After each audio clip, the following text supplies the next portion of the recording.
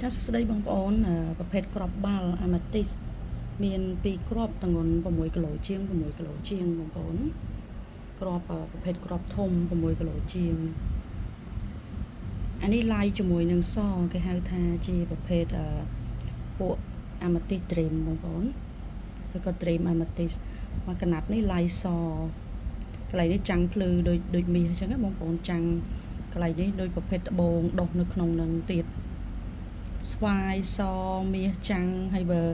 កន្លែងនេះវិញមានរុងចេះមួយណាខាងក្នុងនឹងដុសត្បូងទៀតបងប្អូន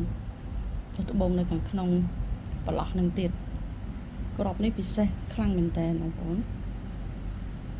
ហើយមកខាងនេះស្វាយចេះចឹងទៅនេះក្របទី1បងប្អូនក្របទី1អានេះសម្រាប់ក្របទី2ក្របទី2ឡាយដូចគ្នាកន្លែងនេះប្រភេទដូចដុសត្បូងនៅកន្លែងហ្នឹងដូចគ្នាបងប្អូនស្អាតឡាយសស្វាយ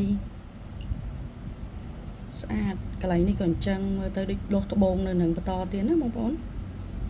ស្អាតមែនតើអានេះហៅប្រភេទពួកអាម៉ាទីសត្រេមអញ្ចឹងអានេះមិនមែនជាស្នាមបែកអីណាបងប្អូននេះវាឡាយសាច់វាអញ្ចឹងណាចា6គីឡូជាងដូចគ្នាបងប្អូននេះ